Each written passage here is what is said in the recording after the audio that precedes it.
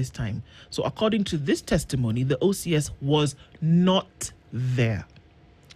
Follow me so far? Shortly after Ojwang was booked into the cells, the OCS allegedly called Mukwana, instructing that the beating should be serious enough to cause visible injuries requiring hospitalization.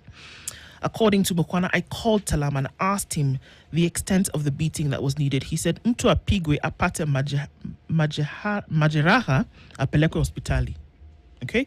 Moments later, Mukwana recounts 4 inmates, including Collins Iter, Gil Amiton, Brian Mwaneke, and Eric Dambuki, dragged Mukwana into the cells opposite the toilets. I could hear screams from the cells. In the statement, Mukwana portrays himself as a pawn in a system where refusal to obey unlawful orders could mean career sabotage or worse.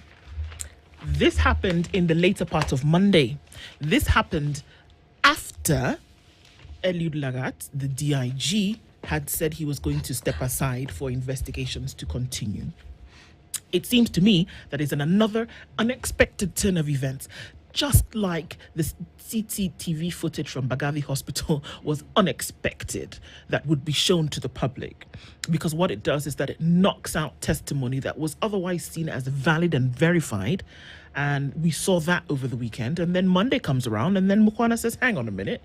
I'm not going down for this thing because I didn't do it. So for all intents and purposes, for what he's saying, he was just given the order. They found the people, they did the business, and unfortunately, he died. He wasn't supposed to. He was supposed to be roughed up just a little bit. You know, the Monday after this thing came out, we said it here, and I said I have 2 theories. I was looking at this testimony, or statement rather, of Mukwana with IPOA, qualifies what we've been talking about. And I said there are 2 things. Either this was a direct order to kill Albert Ojwang, or 2, there was an order to discipline, in quotes. And then some overzealous officers decided, you know what? Wacha tuonyeshe boss tumefanya kazi.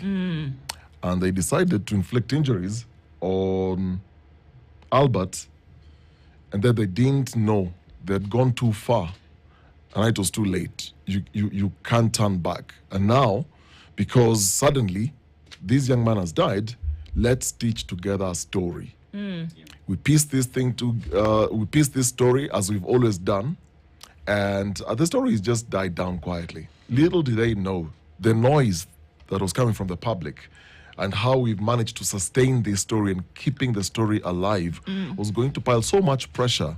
And it was not anticipated that the CS was going to be in the Senate together with the DCI boss, together with the Inspector General, plus IPOA.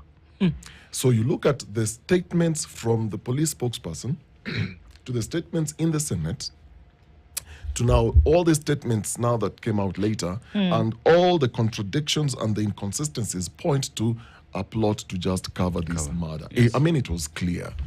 So the center of this storm is the DIG, where we have that headline, the bold standard, no, just resign. Just resign. My concern is this, Ndu and Dennis. My concern is this. By Monday, IPOA had taken 23 witness statements.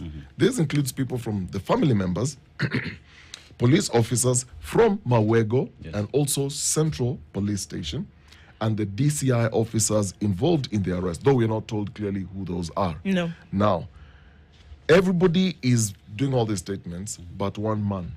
DIG. Yep. The DIG so far has not done any statement. And IPOA, when confirming that, yes, we've summoned all these people, but they said, and I quote this, I'm quoting the CEO of IPOA. He said, we would eventually summon Lagat, and explained that the investigation was being conducted in a logical sequence. Now tell me, does it require you to be super intelligent to know, let's establish this crime, motive, and everything else?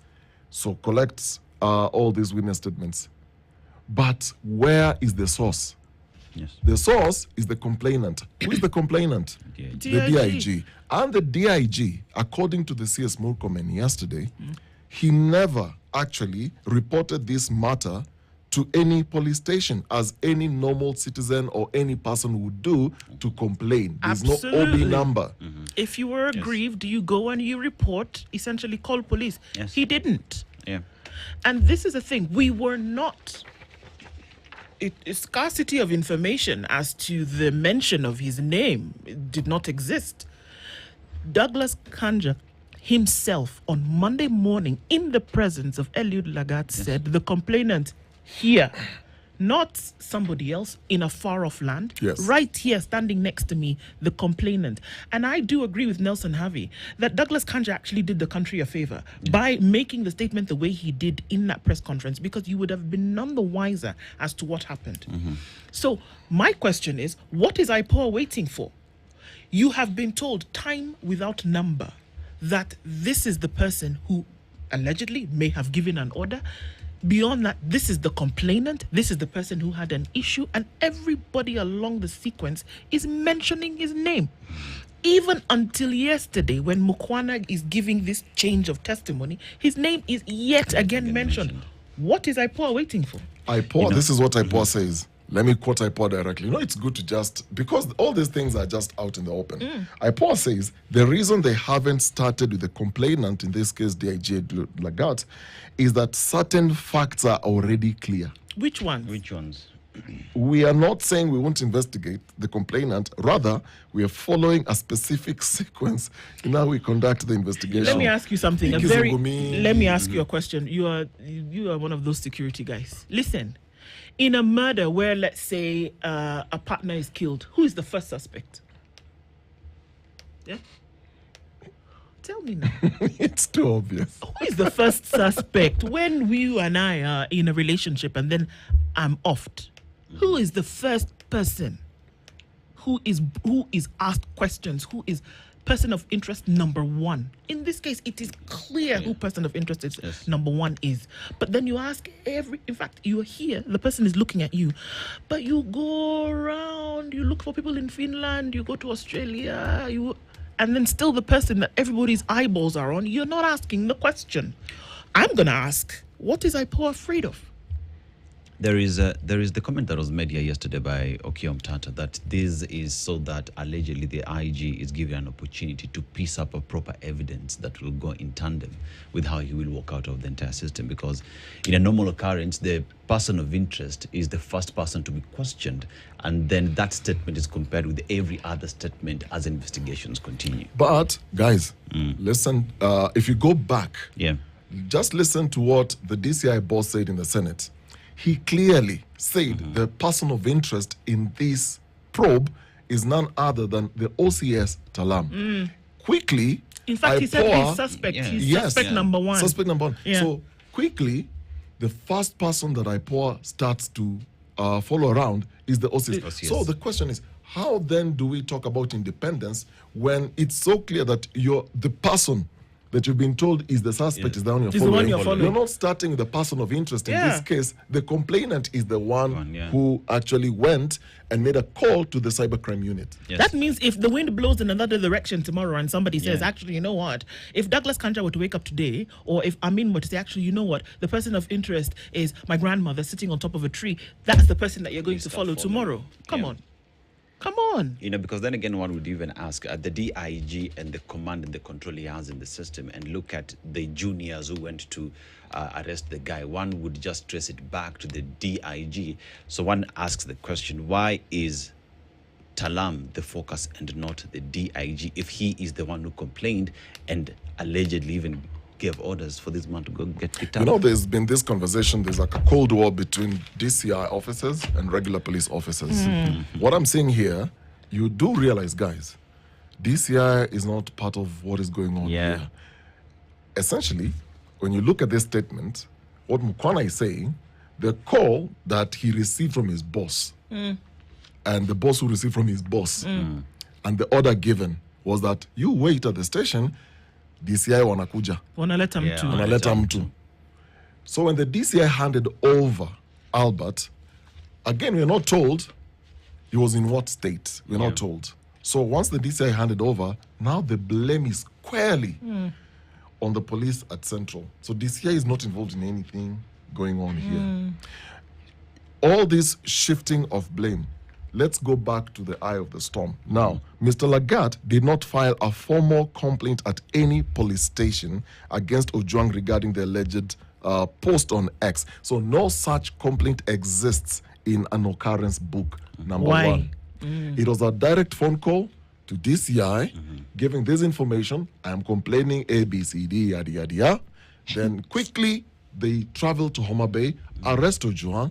They go to Mawego. From Mawego, they drop at, where was it, where they drank soda? Narok. yeah. Soda and biscuits. Yeah. Then the next thing, Ojwang is at Central. So, the DIG has not written any statement. There's something Senator Omtata said yesterday that really struck. And he said, what he sees in all this is wait for everyone to make their statements, write their statements, do all this thing. Wait out for all this to play out so that by the time you're coming to write now your statement, you've got facts on your fingers. So you will know what to write, you'll know what to say. So far now we know that the person who's directly mentioned him is Mkwana. And that Mkwana was told by OCS Talam that hii imetoka kwa mkubwa. Mkubwa ni nani? DJ Lagat. And he was asked, unamjua? And he said, yes, ninamjua. So for me to come back now to write my own statement, I have all the facts. I can write whatever it is that I want. Okari, there is something that is really disturbing me. There is the subject of the DIG calling the cybercrime unit here, who then gave DCI officers. So is that a bro code like NISIDA, or is it an order? Which one? For the cybercrime unit to send DCI officers. Ni simu imetoka kwa mkubwa. Kwa mkubwa. You know that's how it So works in government. that's an order, no? Chini ya maji. No. I'm not putting you on the spot. No. Yeah. No, what I mean to say, because I know these things happen, and they happen a lot. Yes. It is a question of you calling your other colleague and say, hey, there's something going on here, help me out. Send some officers to do this thing. Yeah.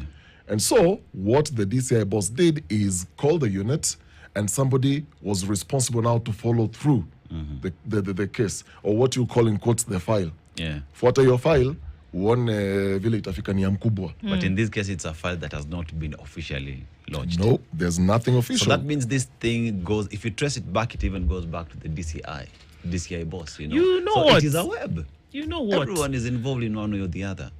Proper procedure was not followed. Yes. And now what is happening is that folks are trying to backtrack on actions which were, number one, they were illegal. Remember Nelson Harvey told us here that the practice, not even the practice, what goes according to the law is that if somebody is said to be suspected or of certain allegations, the first thing that the police are supposed to do is actually, first one, after the complaint has been lodged, you're supposed to make a phone call to this person and say 1, 2, 3, umeshtakiwa ju 1, 2, 3, and then after that, if necessary, a warrant of arrest is issued. Procedure was not followed. There was an order that was clandestine. It was clear it's now clear from all that we're hearing that is what was done. But now what we see is that folks are trying to cover up their tracks along the way, and somebody is dead.